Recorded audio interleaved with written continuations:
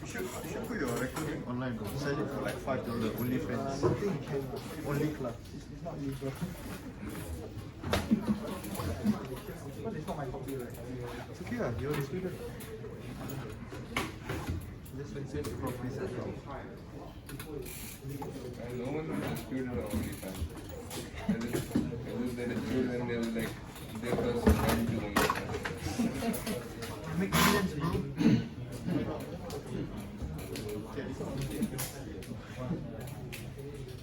Okay, are you ready? Let's begin. Okay, today I will be going through part 2. This tutorial is mainly on OSC series, right? It's chapter 3 of your lecture notes. Do you have any questions before we start?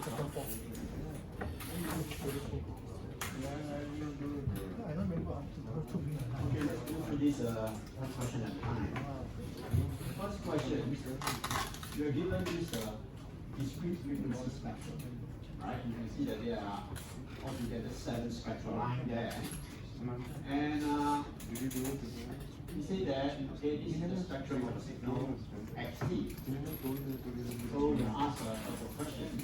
First of all, ask what is the DC value of xt? Anybody? Answer is given. How do you get 2? C0. Yeah. Okay. Now, you see here, each spectral line, alright, supposing you have a spectrum, and you're given a spectral line at, let's say, frequency at naught, and then there's a middle there, amplitude, then in this case, the spectrum is real, there's no phase spectrum, alright?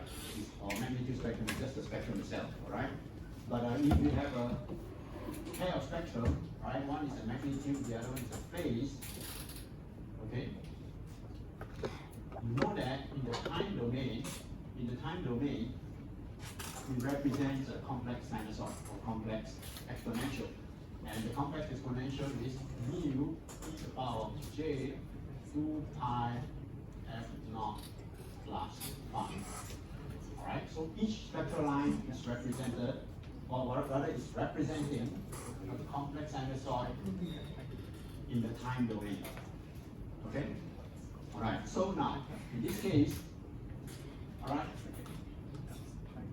if the frequency is 0, alright, then you have a independent of the time, so it must be a DC signal. Okay, so therefore, 0 frequency. So next thing is xt a power or energy signal? Here, we have a bunch of spectral lines. So this actually in the time domain represent a DC plus 6 complex exponential. Now each complex exponential and the DC, they are each a power signal. So that means xt is actually made up of a sum of the DC plus 6, or rather, let me see here, 6 complex exponential. Alright? So it's a sum of power signal. So a sum of power signal is a power signal. Okay, so xt is a power signal. Energy signal will not have such a spectrum. Later on, when we do the Fourier transform, you will see that energy signal, all right, has a spectrum that is continuous in frequency, all right? It's not discrete. That means it doesn't exhibit spectral line. Third part, what is the Fourier series expansion of xt? It doesn't exist. The reason there is that this signal xt is non-periodic. Okay, now you can find out whether it's periodic or not by checking whether there is a common factor in the frequency. Okay, now you have this frequency pi cube pi square and 0. And now for negative frequency, you just take the magnitude, right? Ignore the negative sign. So if you take the magnitude of each of these, it's the same as this tree. So you don't have to worry about this side, unless they are different. Okay, now, okay, there's a pi there as well. Okay, forget about the zero frequency when you try to find out the common factor. Alright, anything is a common factor of 0. What is the common factor here? Pi. Okay, so pi cube is what times pi? Square. This one is pi, this one is 1. And this is not a common factor. Because if it is a common factor, all these components inside can be derived by multiplying the common factor with an integer. Right? These are not integers, these two. So pi is not a common factor. And therefore, in fact, you can't find a common factor in this sequence or these three numbers. Okay, therefore, the signal is non-periodic and it cannot be represented by Fourier series. Any questions?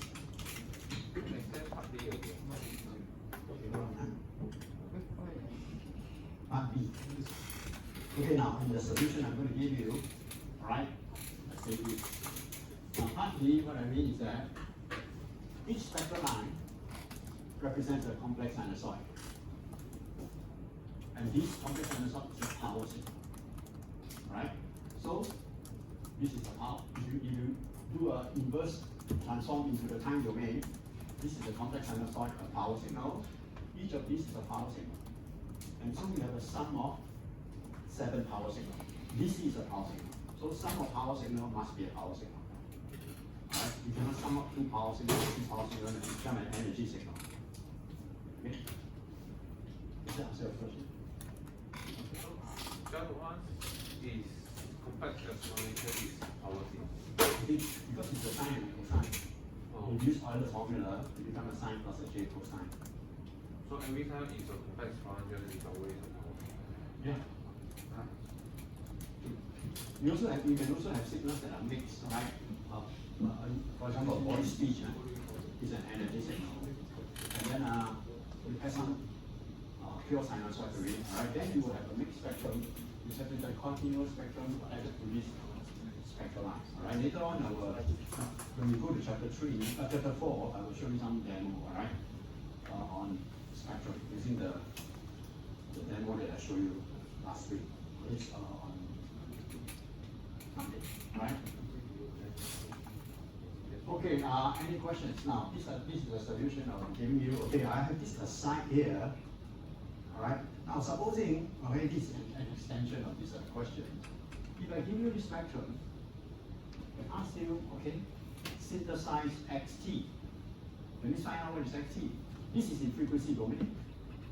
Now I want to find out what is the signal in the time domain. Right? So we just sum of the sinusoid. Okay, for example, you take a look here. Right? The first spectral line has an amplitude of 4, so it's 4 here, and frequency is minus pi cube. So e to the power j 2 pi minus pi cube t. And there's no phase, alright, because the phase spectrum is not given, and you assume that the spectrum is real.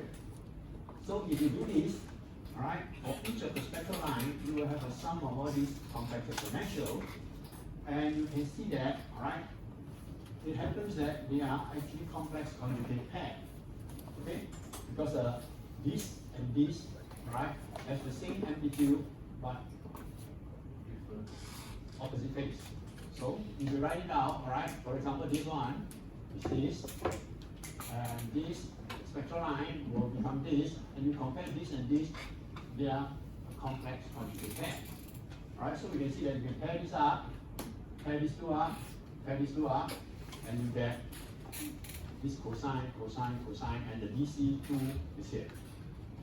Alright, so this is called synthesis. Now the moral of the story here is that you can see that this signal is made up of a sum of sinusoid. So we claim that the signal is a power signal, correct? But the signal is not periodic. Right? So adding a sum of sinusoid does not necessarily lead to a periodic signal. Okay, if you want to verify whether it's periodic signal or not, look at the frequency component of each of the sinusoid and find out whether it has a common factor. Any questions?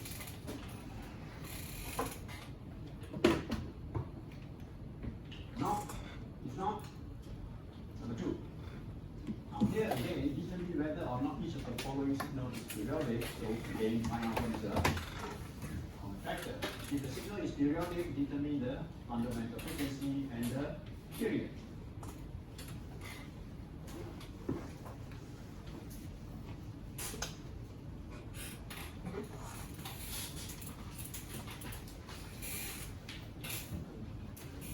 Okay, first part, xt is made up of these 3 sinusoids, alright? 2 real and 1 complex. So, extract the individual frequency component. Now, like I mentioned, right, when you try to find common factor, you can make use of angular frequency or cyclic frequency, but don't mix. Alright? Now, in this case, since you are given in this form, it is easier to use angular frequency. That is omega, right? Because cosine 3.23, angular frequency is just 3.2 radian per second. Okay, unless you want to convert it to hertz, right? But it's not necessary. Okay, so over here, we have 3.2, 1.6, and 2.8. Now, if you see a negative frequency there, change it to magnitude, right? Remove the minus sign. In this case, we don't have any negative frequency.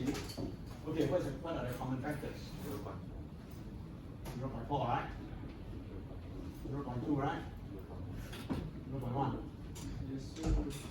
No more already, right? What is the highest one? So, this is the fundamental frequency, omega E.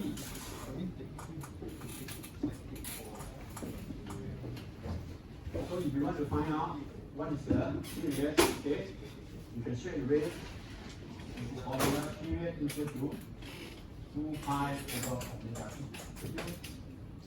Because omega t is 2 pi f, right? So if omega t is 2 pi f, then it's 2 pi over 2 pi f t. Cancel is the reciprocal of the cyclic frequency. So you can use this formula, right? The cyclic frequency at t is given by omega over 2 pi. So the period Td is the reciprocal of this, so it's 2 pi over omega t. Okay, so 2 pi over omega t is 0.4, so 2 pi over omega t is how much?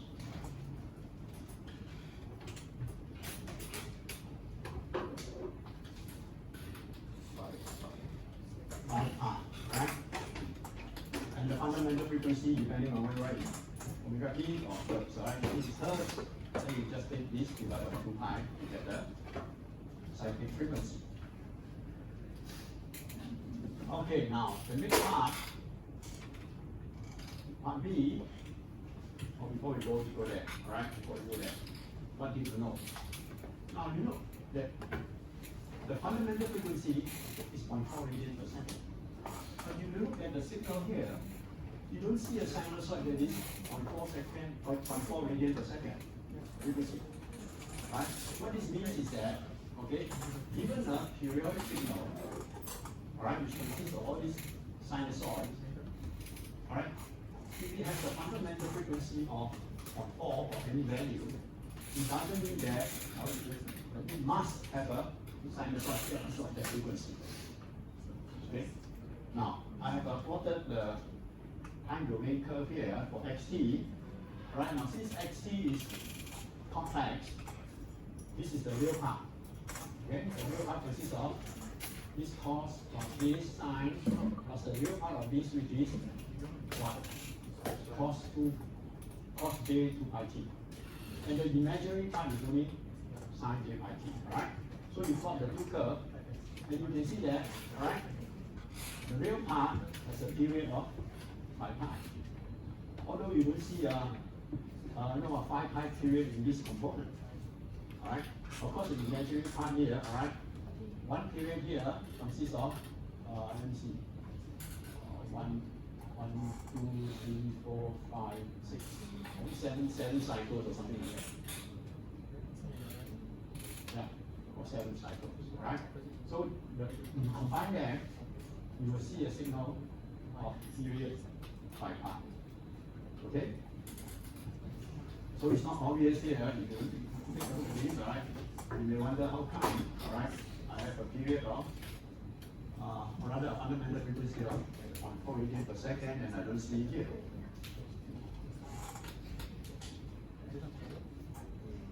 Any questions? Okay, if not, then next part is I think we have done it already. We have given these two, and you know that, alright? The frequency component is 4 and 5. Okay, and there is no common factor. So the signal is non-periodic, therefore you don't need to find any fundamental frequency or period.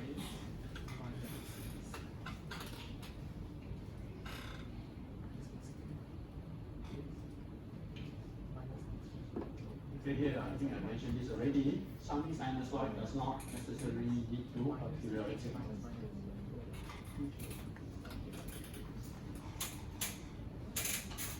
Any questions? Quite straightforward, right?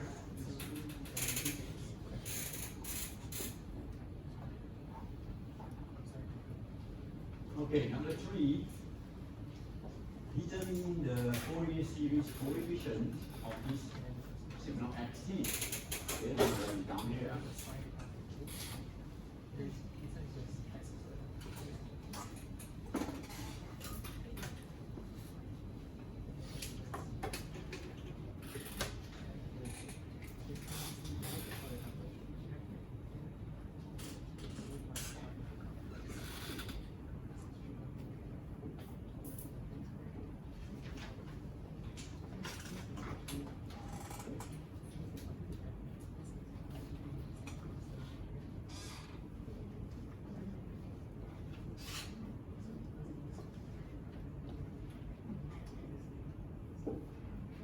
Okay, so you're given the signal, first part, part A, and you are asked to find the Fourier series coefficient.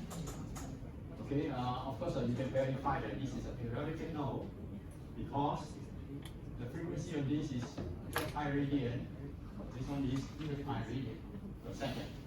So you can find out the common factor, which is 4 pi, the highest common factor.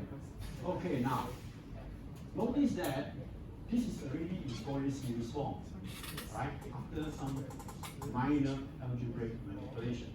Because, alright, you know that xt is a periodic signal. And therefore, it can be expressed as sum of ck, the Fourier series coefficient, times e to the power of j 2 pi k, this is ft,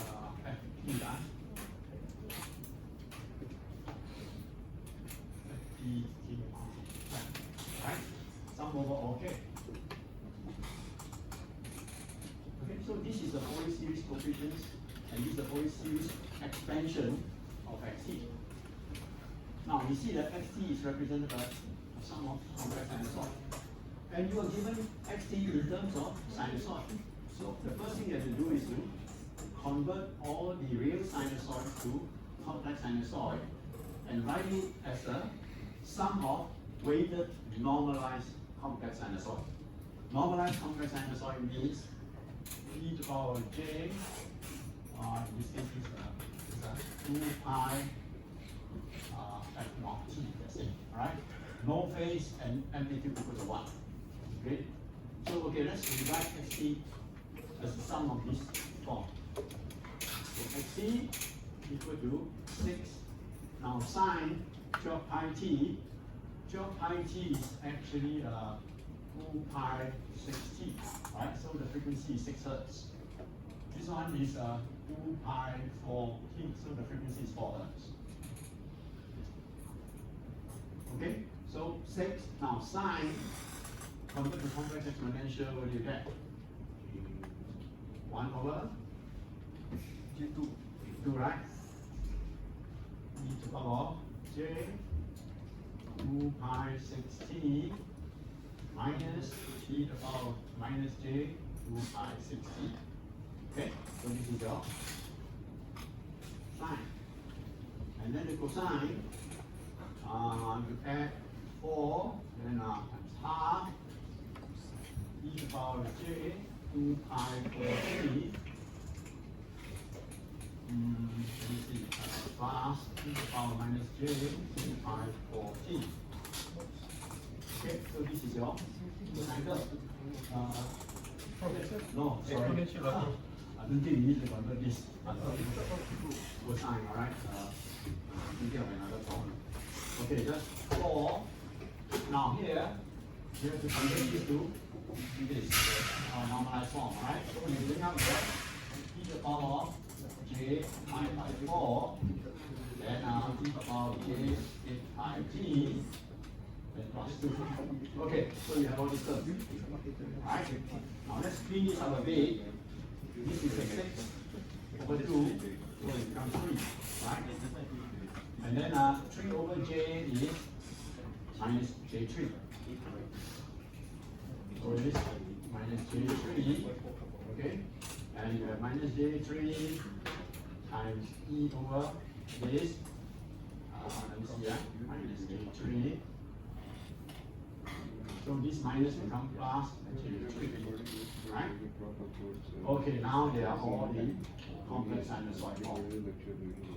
And now you can compare each term with the terms inside the Fourier series expansion. Alright, now for example, let's take this term here. E to the power j 2 pi 6t. Right? Okay, before that you need to put in the fundamental frequency. What was the fundamental frequency we talked about? 2 what? 2 radians per second? No, it's 4, right? 4 pi, right? Fundamental frequency is 4 pi, right? This one, right? 12 pi and 8 pi would be. I thought your K is- pi cannot be common highest common factor. Why not? This is not periodic. Okay, you see, 12 pi, 8 pi, right? If I bring up 4 pi, then 12 pi is 3 times 4 pi. Alright, 8 pi is 2 times 4 pi. So these are integers. So common factor need not be integer. Right? Common factor can be real number. Okay, you see here? 12 pi is 3 times 4 pi. Alright, so you can see as long as all these are integer, alright, then this is a common factor. So 4 pi, so f, okay, let me see. Let me rewrite this. Since we are going from omega, omega, pt, right? Okay, so omega p is 4 pi, so we have k, right? So we have 4 pi, 4k pi t, or whatever you call it. There's a k there, right? 4 pi k t, okay? So this is a Fourier series expansion. Now, let's compare this. This one has a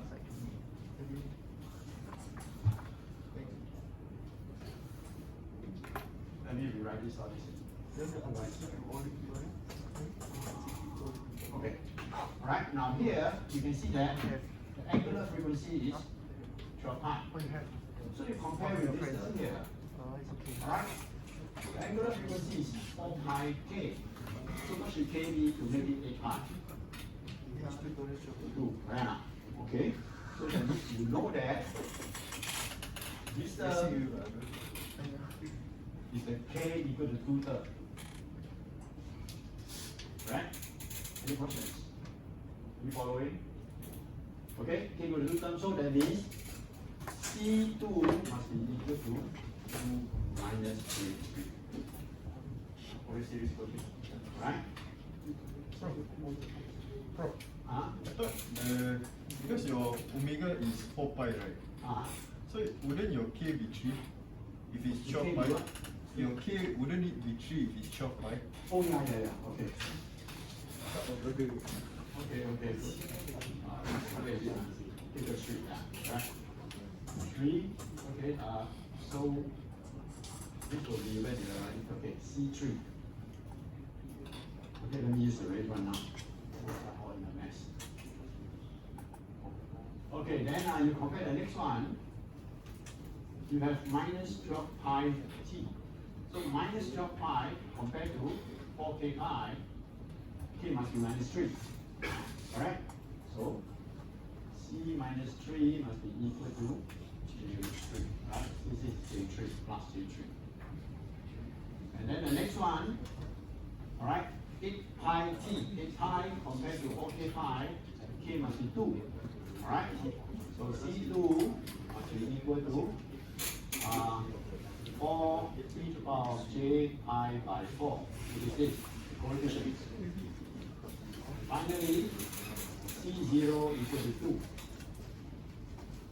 And the rest of the CKs are all zeros. Do you have any questions? I hope I didn't make any mistake here, alright? Never mind if I made mistake here, alright? But the solution is correct. Okay, any questions?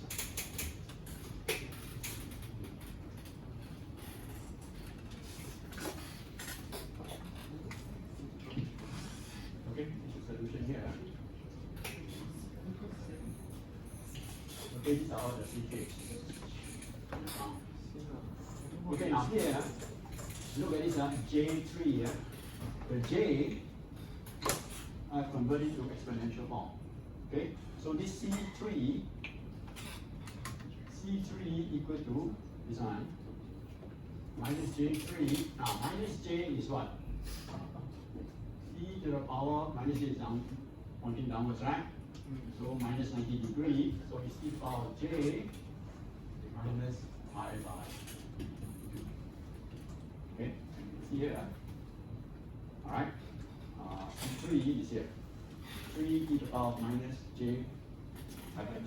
Alright, so I have converted the J to exponential form is the solution. You can leave it as J if you want to, it doesn't matter. Any questions? Okay, now you can plot that. Maybe you can phase spectrum. Maybe it's not asked, alright, but just to illustrate how to plot it. This is a magnitude spectrum. This is a phase spectrum. Okay? Let's say plot versus k indexes, right, is here. Later we can change the k to that. Okay, so c minus 3k is minus 3. Magnitude is 3. The phase is 0.5 pi. Alright? So here the phase is 0.5 pi. And then C0 is 2. Alright, C0 is 2, no phase.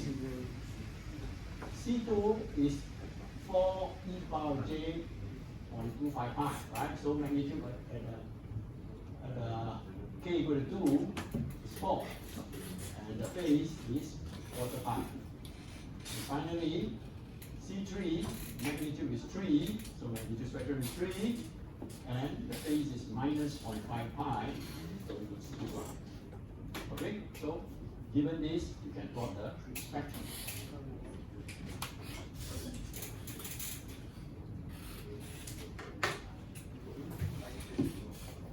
Okay, so this remark here says that if a periodic signal is given as a sum of sinusoid, then its Fourier series coefficients can be evaluated using the inverse method because it leads to perform any integration. So remember, if the signal xt is not given in a sum of sinusoid form, then the ck can only be evaluated using this formula.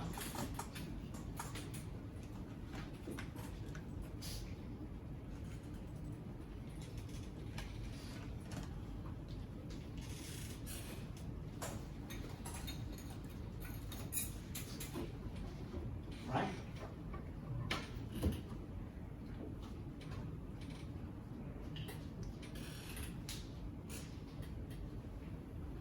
Okay, take a look at the next question. Let's see, we have another part, right? Oh, okay, here. Here, part B, find the frequency of the fourth harmonic of this xt. Now, can you tell me whether by inspection is xt a sinusoid? Is xt a sum of sinusoid?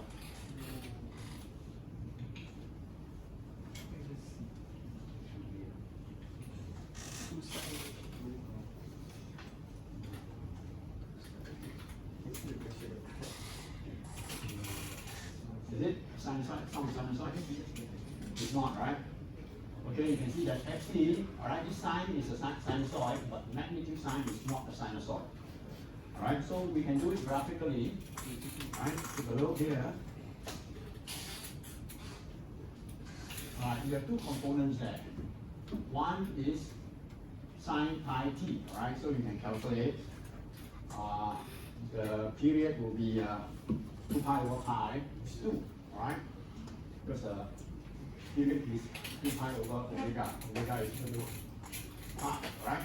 So the period is 2, right? So let's plot this green curve. You see that the period is 2, right? From here to here is 2. Okay, then the next one is magnitude sine pi t. Now magnitude sine pi t is actually the rectified version of this. So you flip the bottom part up and become this. Right? Now, you add the two together and then half it. So when you add these two together, the green plus the pink, right? This part plus this part, it will be the same shape, but the height is double. And this part plus this part is equal to 0. So all these will cancel out and become 0. All these positive, negative logs, right? So you will end up with this blue curve here. Right? And it's divided by 2 because if you add these two up, it becomes 2 divided by 2 divided by 1. Okay, so this is periodic, but it's not a sinusoid. Okay, so what is the fundamental frequency? Look at it, one period is high, one period is from here to here. Correct? So the period is 2 seconds. So the fundamental frequency is 1 over 2.5 hertz. So the fourth harmonic is 4 times 1.5, which is 2 hertz. Alright, so this signal has a fundamental frequency of 0.5 hertz. So you can calculate the frequency of any harmonics you want. Alright, just take a k multiplied by the fundamental, you will get the harmonic frequency. Any questions? It's fun, right? Very tutorial. Okay, next question. Find the Fourier series coefficients of this xt. Now, this we are told that pt itself is the pulse of this shape. Okay? We are given that pt is equal to this, right? It's a trapezoid. And xt is actually formed by summing, alright, a replication of all these pt that are shifted. Okay, or they are replicated at regular intervals. Right? Now what it means is this. I will show you the solution here. Otherwise I will write a lot of stuff. Okay, here xt is equal to sum of 2pt minus 1.6 n. Sum from n equal to minus infinity to infinity. Okay, let's take a look at this summation term by term. When n equal to 0, what is this? 2pt, correct? Okay, so when n equal to 0, right, this is pt, 2 PT, that means this times 2, so it becomes 1.8. Alright, so we plot it here. So it's this side. Okay, n equal to 0. Now when n equal to 1, it is 2 PT minus 1.6. That means you take this, shift to the right by 1.6, and then times 2, increase the height, and you get this. This when n equal to 1. So you continue doing this, right, for other values of n. So you take n equal to 2, the term inside here will result in this curve, shift to the right by 6.2. Alright, and it becomes this. Alright, you map it down like this. And if n is minus 1, it becomes PT plus 1.6. So this is shifted to the left by 1.6. And you get this one. Alright, now, so you're supposed to sum all this component up. So you sum them all up, you get a horizontal straight line, which is equal to 1.8. So xt is nothing but a DC signal of value 1.8. Right? Do you sum this up? You know how to add two straight line, right? I think we did in the earlier lecture, summing two straight line. Okay? Now see here, it's set to 0, so it remains this add to this comes here, this line. Okay, and so on. So you add them all up, you become a horizontal line 1.8. Now, you can also write this xt as a convolution. Alright, that means you can write pt xt equal to pt convolved with 2 delta t minus 1.6. Alright, now so you see here, this is sum of 2 delta t minus 1.6. It is a train of impulses spaced at 1.6 unit apart. And the strength of the impulse, each impulse is 2. Okay? So now if you take this, convolve with this, what will happen? You now we convolve with impulses, right? You don't need to write equation. Okay? This convolve with the 0 impulse, nothing happens. No shift. So this one. This convolve with this impulse is shifted to the right by 1.6. So take this, shift to the right by 1.6, you get this. And this impulse, right, is at minus 1.6. So you take this, shift to the left by 1.6, you get this. And so on. So you get the same result. Right? So these two expressions are equivalent. Okay, and you go back to the convolution properties of the unit impulse, you will see this in there. Right? All the result of summation. Okay? Because if you remember, right, the convolution or rather the replication property of the delta function is that if you take xt, convolve with delta t minus any value, let's say alpha, the result is x t minus alpha. Okay, so this delta function, a shifted delta function, will shift the xt, alright, to alpha. So here, what we have done is actually we can move the convolution into the summation and then convolve one impulse at a time. Alright, it's the same. Do you have any questions? Alright. Huh? Yeah. Okay, now Fourier series coefficient. Well, since it's a DC, you look at C0 equal to 1.8. And there's no other component in that. So the Fourier series coefficient is just C0 equal to 1.8. Alright? And Ck equal to 0 for all other cases. So if you plot it, it's just what?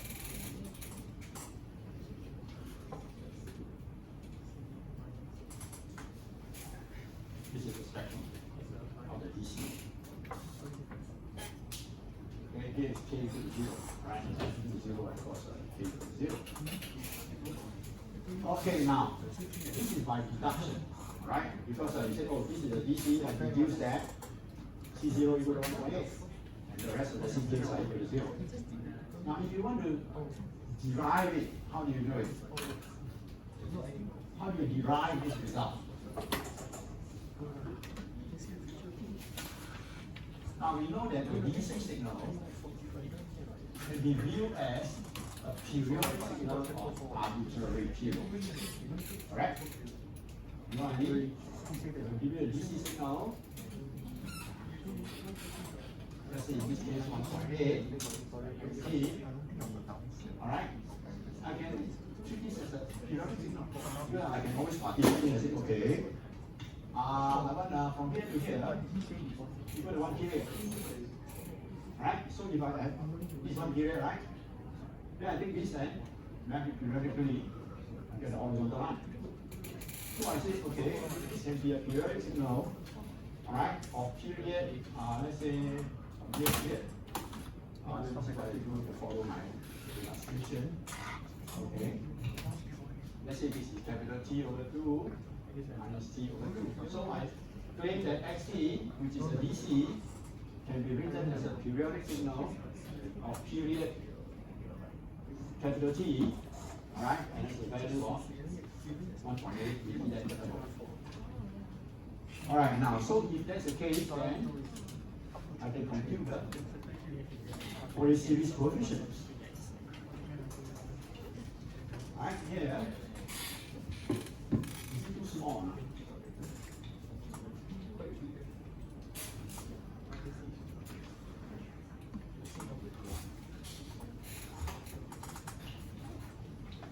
Okay, so Ck equal to 1 over the period, integrate over 1 period, and within that period, the Xt is 1.8, then times the complex exponential, right? So this is a formula for computing Ck for this signal, right? 1.8 is the signal Xt within this period, the value of the signal. Okay, so you continue to kind of analyze this, integrate this exponential, which is quite straightforward, substitute in the limit, and you end up with, if you kind of combine this, right, and you will end up with 1.8 sine pi k over pi k, which is 1.8 sin k. So 1.8 sin k is what? Sin k, you know that is equal to 1 when k equal to 0. And it's equal to 0 when for all other k integer. Alright?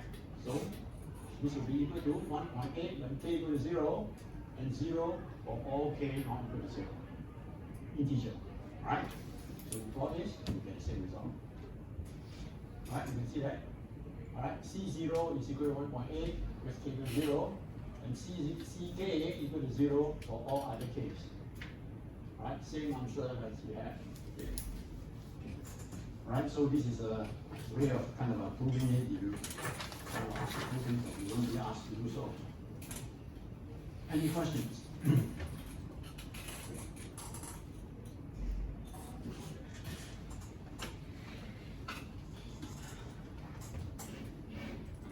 Okay, last problem.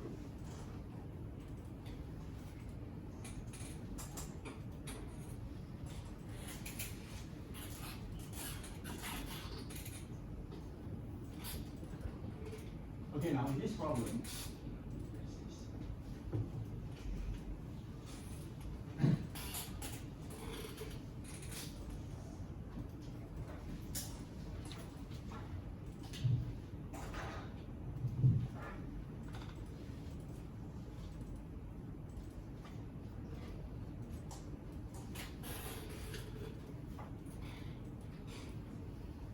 okay, here you're given the signal xt equal to cos 3 pi t.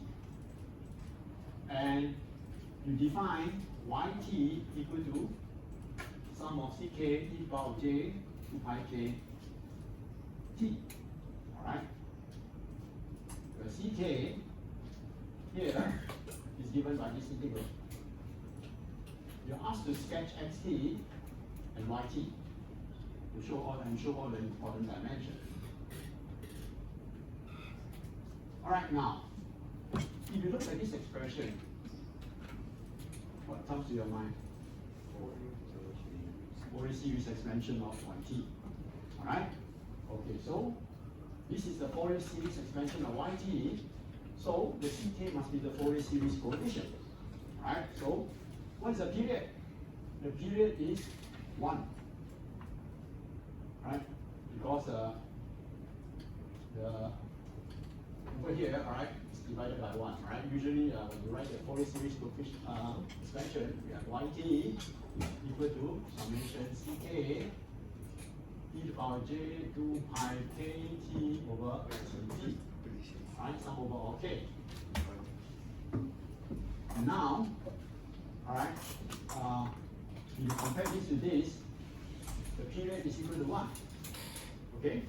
So now, ck must be equal to 1 over 1, integrate from, let me see here, okay, one period, 0.5 to 0.5, yt e to the power of minus j 2 pi kt over tt t. So this is a Fourier series coefficient of yt.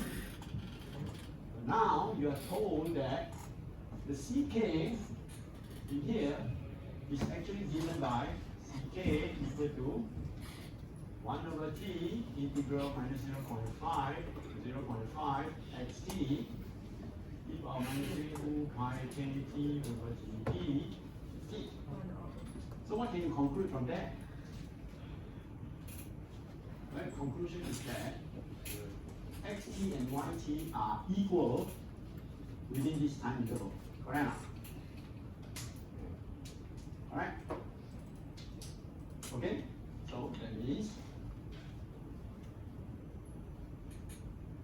what we have is here.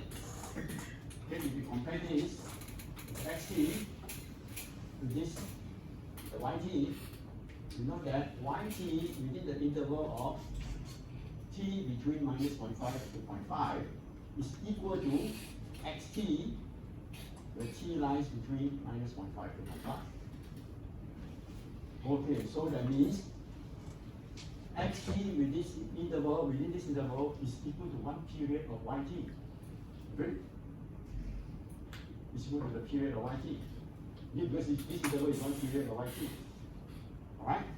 So if you examine it graphically, what it means is this. You have your xt, alright? I plotted this.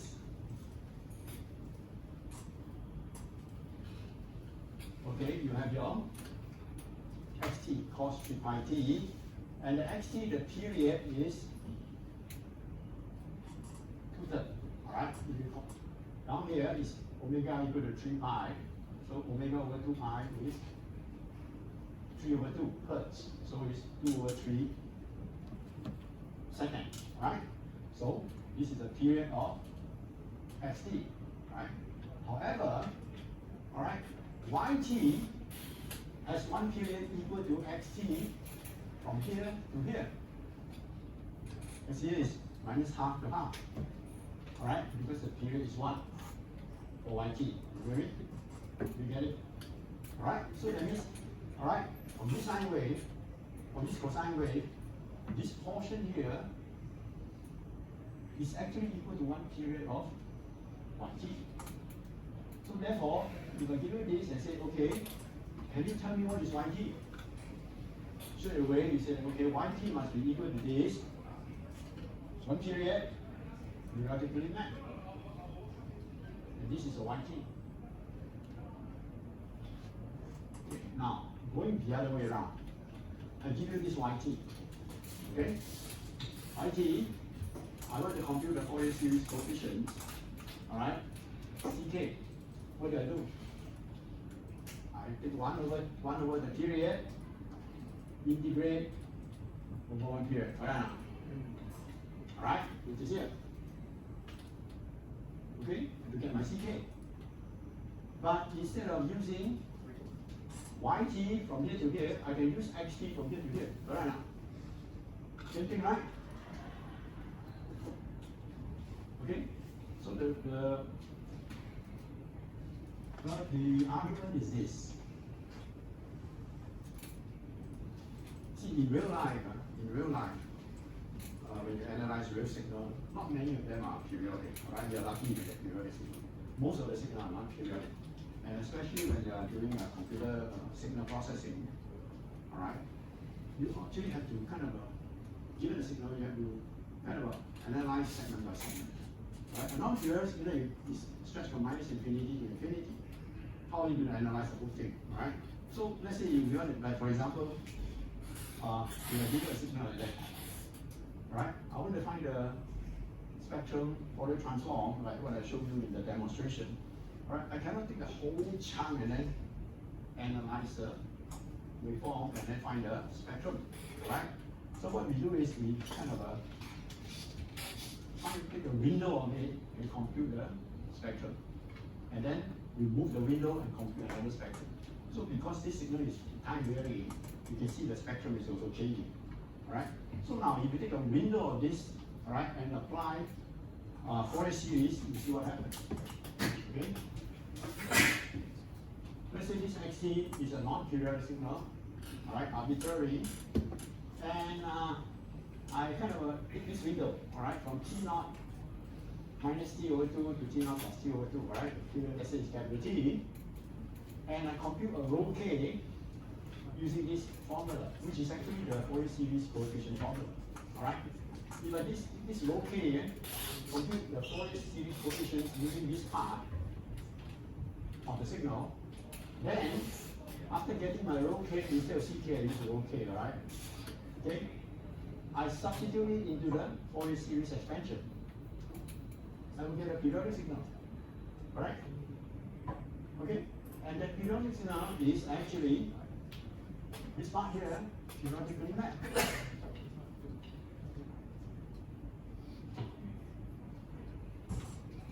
Right, so if you take any signal, analyze it using the Fourier series, find the Fourier series coefficient using this, and then plug the Fourier series coefficient into the Fourier series expansion, and the resultant signal is this. Right? That is the original segment that you take in periodically mapped. Okay? I don't know whether you get me or not. Right? So quiet. Do you have any questions? More questions? Okay, let's take a 5-minute break and then we continue with the lecture. Pass the attendance sheet around. Please sign.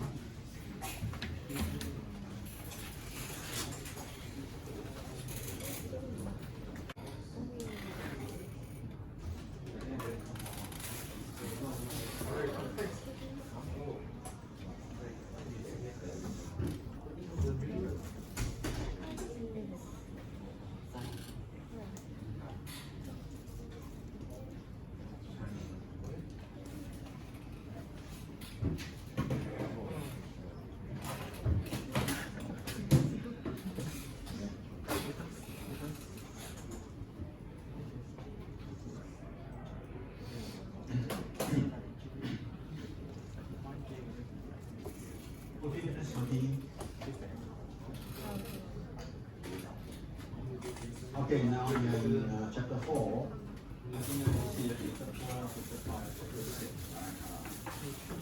After chapter 6, then you have the midterm. Okay? Midterm is on Saturday, and it's after the break on Thursday.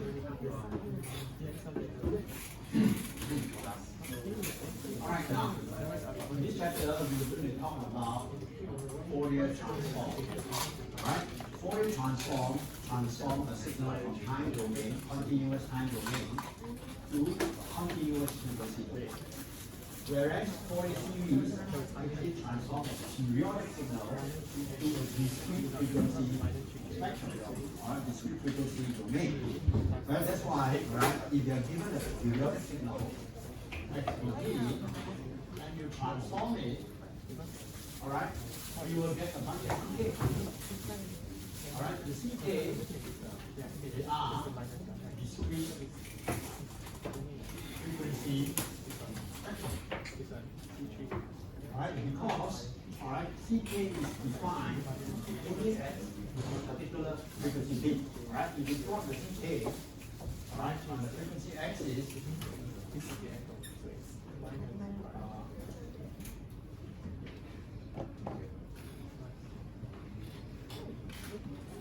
you will see only spectral line, right? Okay, so we call this discrete frequency spectrum. And there is no such thing as what is the value of T half? right? Ck is defined only as integer k value. Alright, C half is somewhere here, where the spectrum is not defined. Now, continuous frequency spectrum is different, alright? If you have signal xt, and you apply this Fourier transform into a continuous frequency spectrum, then it will become a function of f. And if you plot this versus f, we get a continuous frequency spectrum. And means the spectrum, the value of xf is defined at every frequency. You can ask what is the value of xf at this frequency? You have a value, right? So everywhere, this is defined everywhere in the f-axis. Okay, now, Fourier series expansion does not apply to aperiodic signal.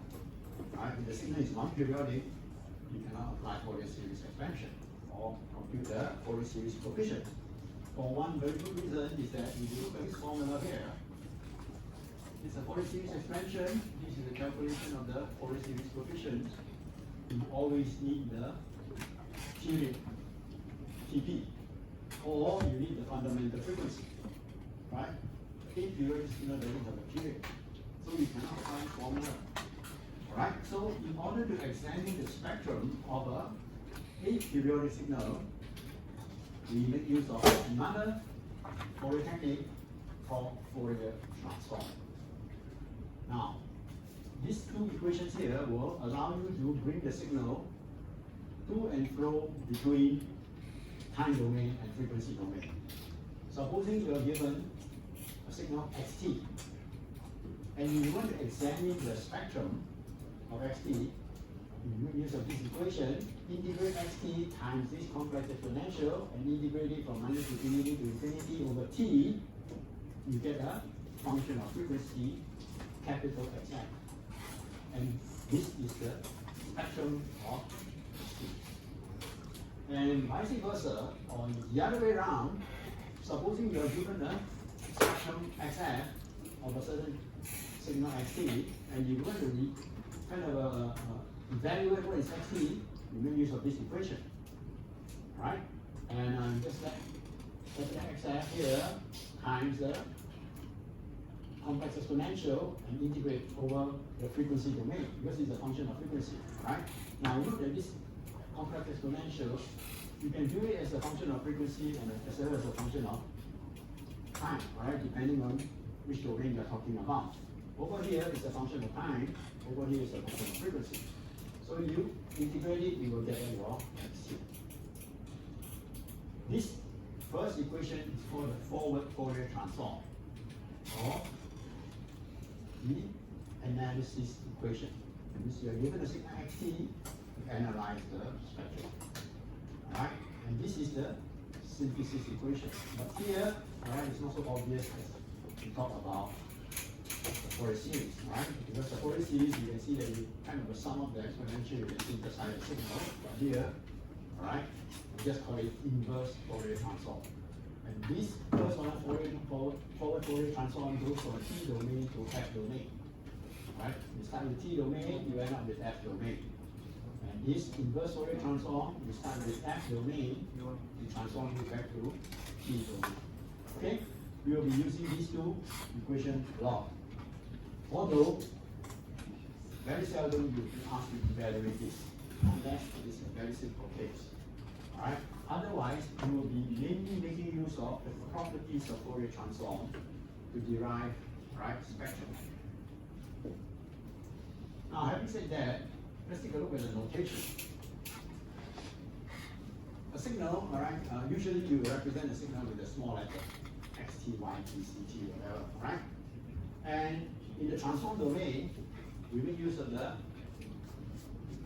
uppercase. Okay, so xt is the signal, capital Xf is the transform or spectrum. Now, like what we have in ck, right? You have the magnitude spectrum and the phase spectrum. Ck is the spectrum. If you take the magnitude of ck, we call it the magnitude spectrum, and the angle of ck, we call it the phase spectrum. Same thing here. The magnitude of xf is called the magnitude spectrum, angle of XF is called the phase vector.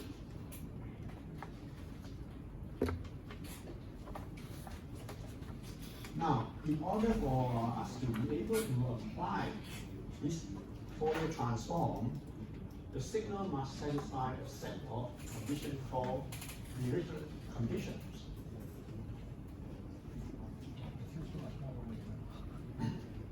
Okay, three conditions here, alright? Some give you four, but kind of eliminated one of them is very obvious. Okay, first of all, xt has only a finite number of maxima and minima in any finite time interval. That means, if you have a signal, I think any finite interval of time, this is product versus time, it must have, or rather it's not same as it should have at most a finite number of maxima and minima. Right? Then these are the maxima, minima. Okay, the number of maxima and minima within a finite interval must be limited. It cannot be infinity. Okay, that means it's countable, right? You can count it, right? And then, within any finite time interval, the number of discontinuity must also be finite. What is discontinuity? Supposing, right? Signal go up here, suddenly go up, then suddenly jump down here, and then jump in here. These are discontinuity. Right? The number of discontinuity within any finite interval must be finite. Okay? Now, most signal, in fact all engineering signal of interest satisfy these two conditions. So we don't have to worry about it. Okay. The last condition is what we want to talk about, right? This xt must be absolutely integrable. Now, absolutely integrable means if you integrate the absolute value of xt, it must be less than infinity. Okay, it must be less than infinity. After I show you one example at the bottom here, right? You might have read it already. Why is that so?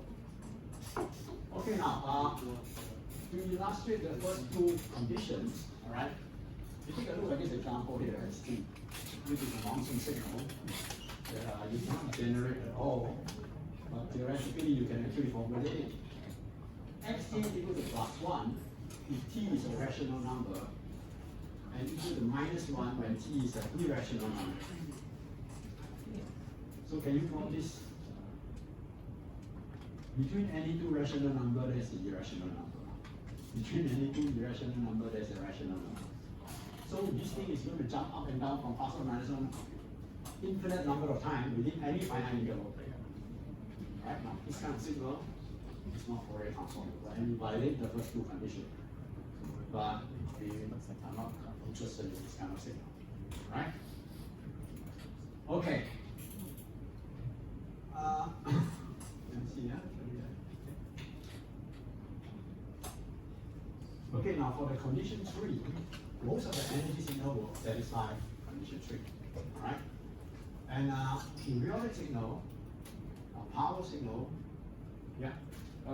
For example, if you have a signal which attains its maximum value and is constantly at its maximum value for a small interval, say like from say 1 to 3, it's at its maximum value. So we can say that it has the maxima like at infinite number of points because the graph is continuous. No, maxima is one value. No, you shouldn't count that. Further, you got exponential effect from the interval that much. Exponential in the interval.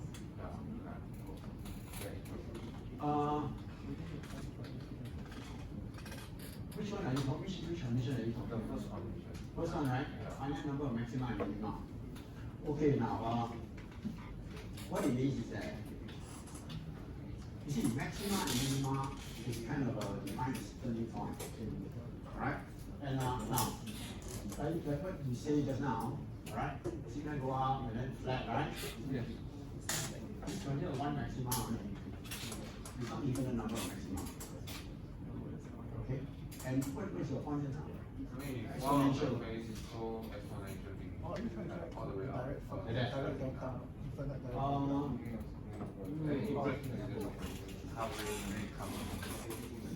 This is let me see. It's not Fourier transform because it's not absolutely. You cannot integrate it, right? To get a finite value.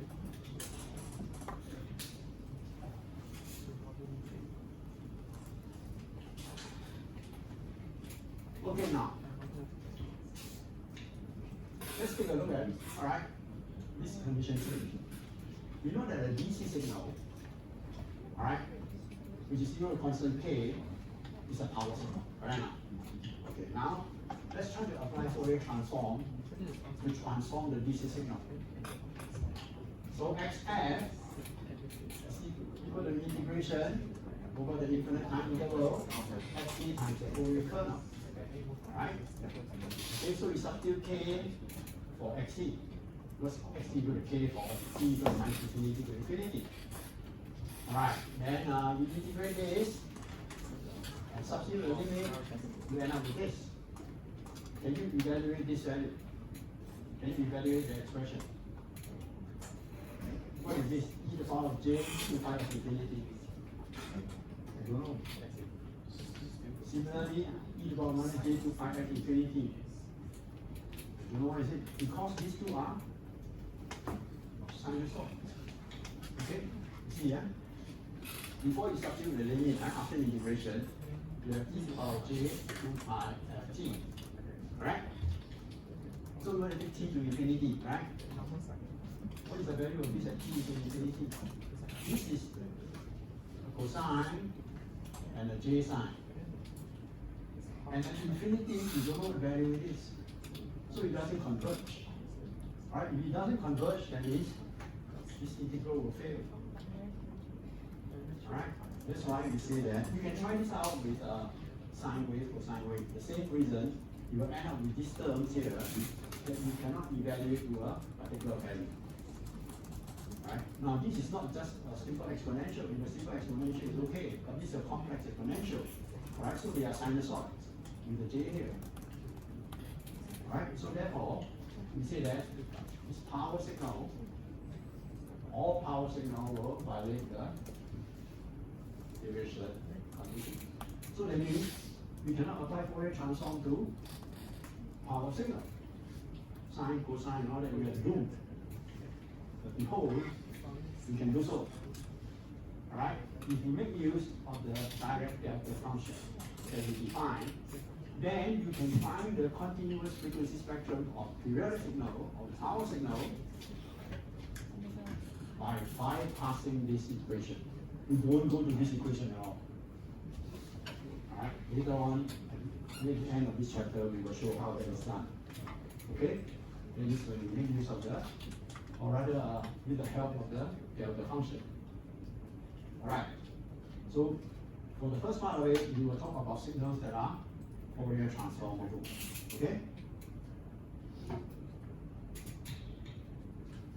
Alright, start with the rectangular pulse.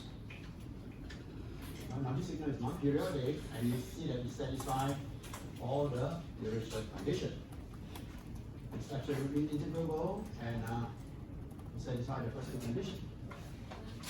Okay, so xt is k rect t over tau. Alright, so we have this rectangle of big tau height k.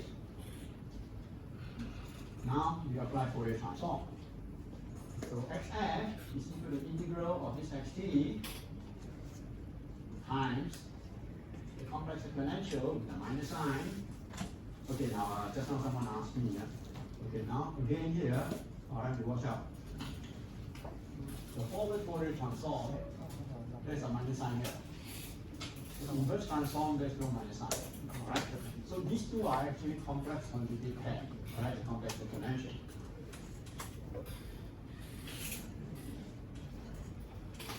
Okay, now you have this integral here, alright? And you know that this xt is a piecewise function. It's not a continuous function that you can just substitute one algebraic equation in there and start integrating. Because this xt is represented by three pieces with different equations. This piece is the equation xt equal to 0. This one xt equal to a. This one xt equal to 0. Alright, so in order to perform this integration, alright, we break this integral into three parts that contain those individual segments. Alright, so we say, okay, we break this into interval from minus infinity to tau over 2. This interval, alright, and in this interval, xt equal to 0.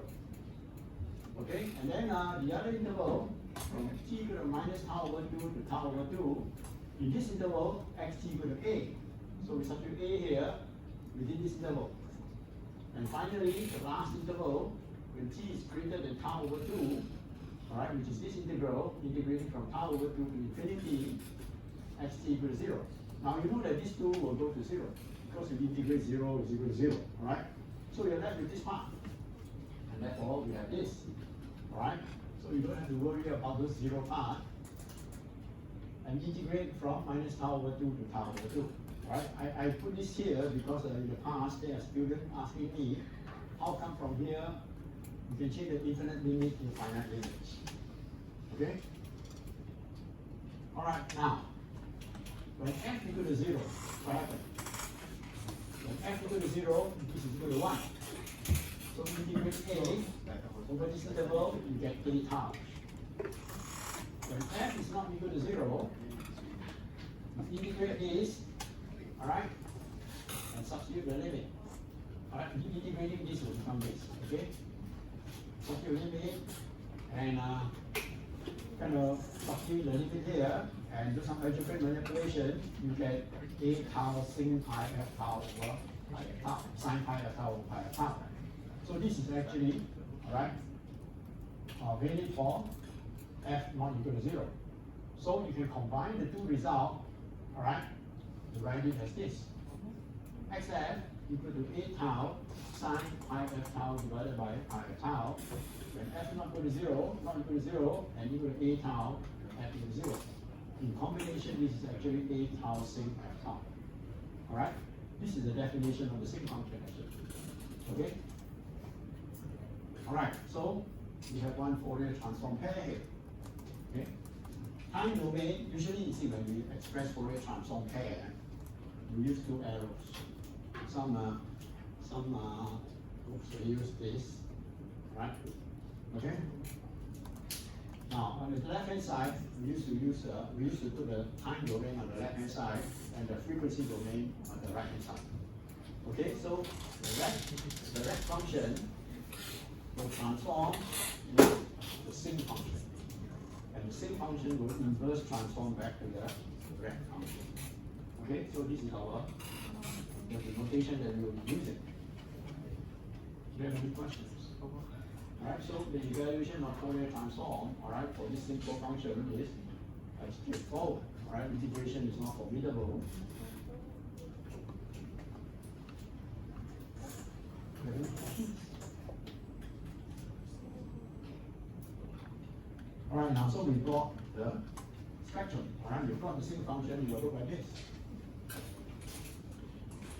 Okay, we have what is our answer? K tau sin f tau, right? So you have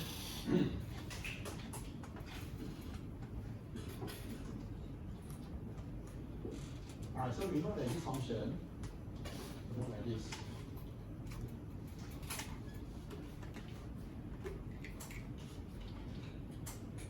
Can you figure out why I see like that?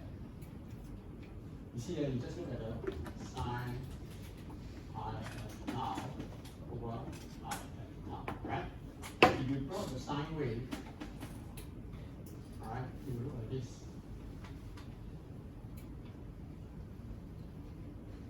Alright, and if you take this sine wave divided by pi f tau, where's 1 over f?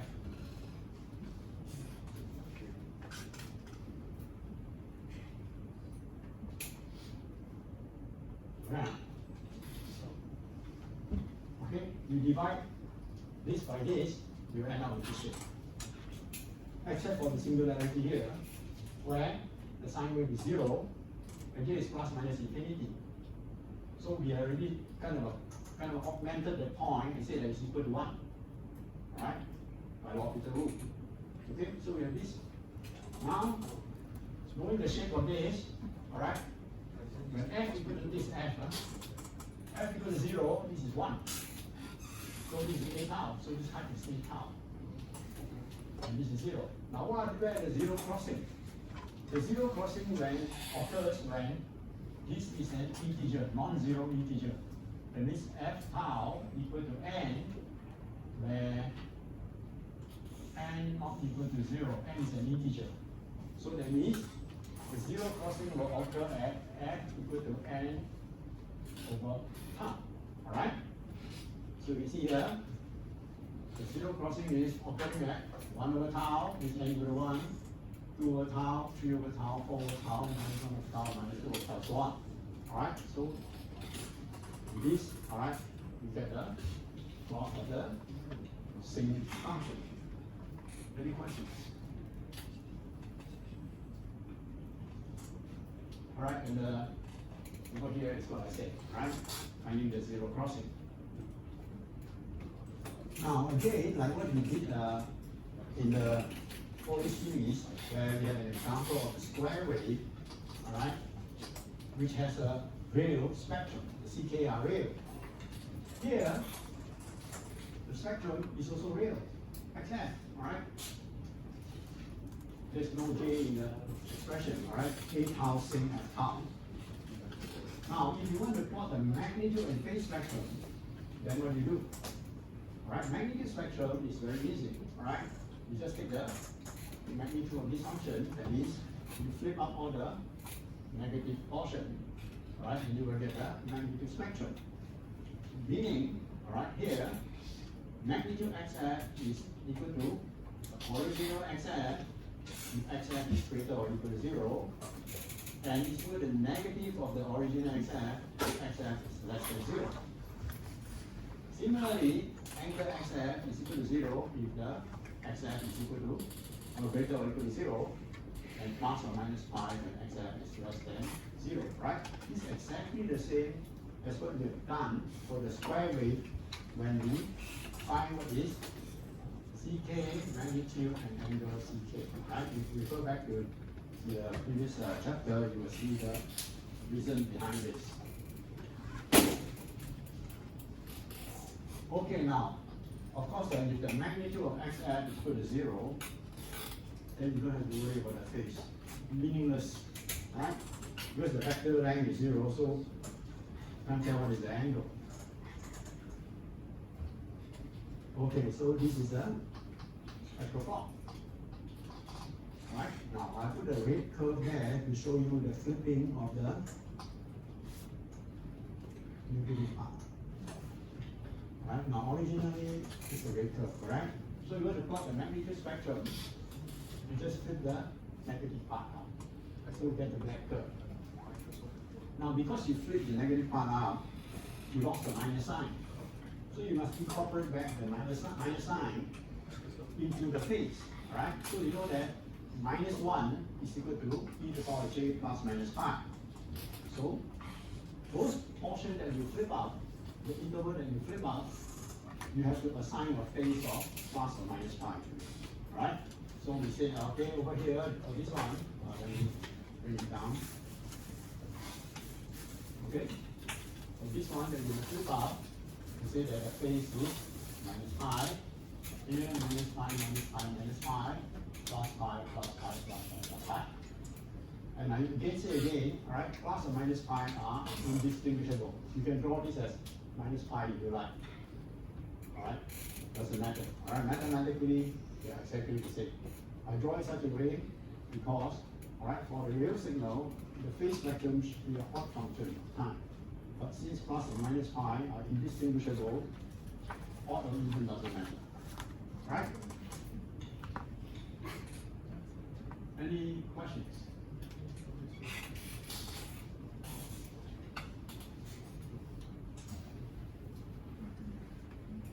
Okay, then let's do one example, then we call it today. We start with the properties next week. Okay, here is an example of a signal which is an exponentially decaying function. Now, note that this xt equal to a e to the power j e to the power minus alpha t u t is not a complex exponential. It's just a normal real exponential, alright? And it is multiplied with the unit step, alright, so that it zero out the left-hand side, right? And if t is less than 0, it zero out, right? Now I've gone through this I think in the first chapter on basic signals, right? So I'm not going to explain why it's shaped like that, right? You should be able to figure it out.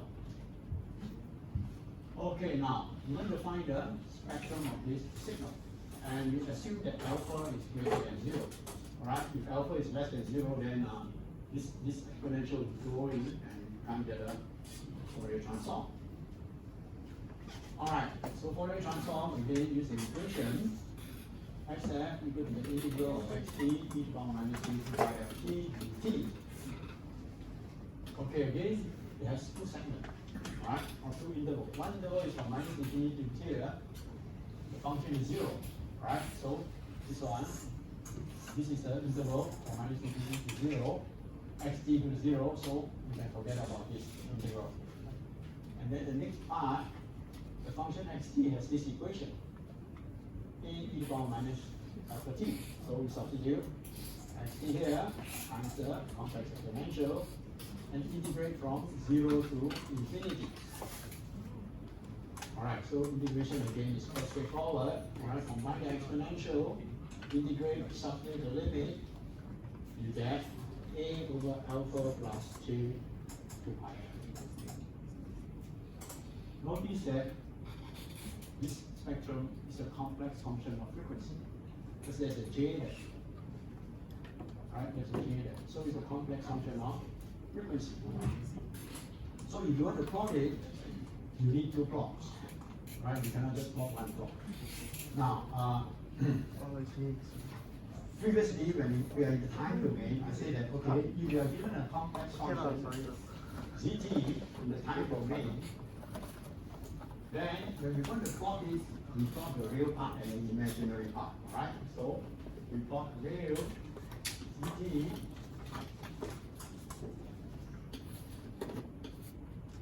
right? So we use this real material ct and imaginary ct and positive plot to represent zt. Now for spectrum, we don't plot the real part and imaginary part. We plot the magnitude and the phase. Alright? So therefore we have a magnitude spectrum and phase spectrum.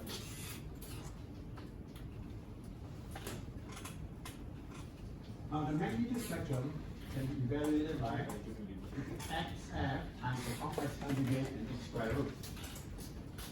Okay, now we have, let me see what we have here, let me write down. xf is a over alpha plus j to pi f. Right? So you will take this times the complex conjugate, what is that? A alpha minus j to pi f. Alright, now then you have to square root. Okay, so a times a squared, bring it out, okay. So this times the complex conjugate will give you what? Alpha squared plus 2 pi f squared. Right? So we get this. And when you plot it, it will look like this.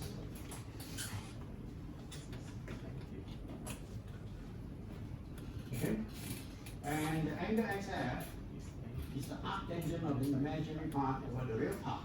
So arctangent of imaginary part over real part. Now see here, this let me rewrite it.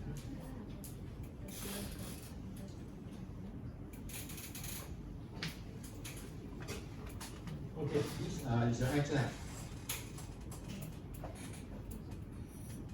If you want to find the angle of xf, you find the angle of the numerator minus the angle of the denominator.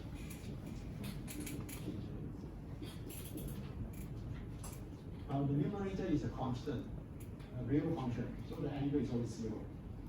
Right? It's not, be constant. If you have any expression like there's no j there, the angle will be 0. Right? So forget about this line, then you end up with this minus the angle of this.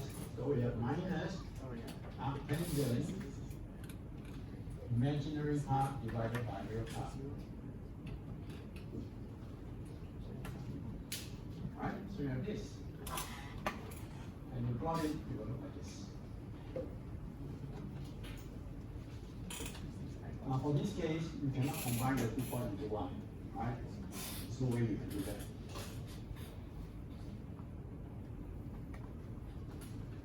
Right, and here, it's what I've shown before, alright? Because the last time I used zoom, so I got to write on the right side.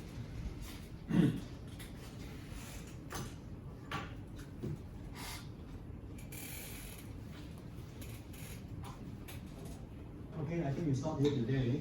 Do you have any questions?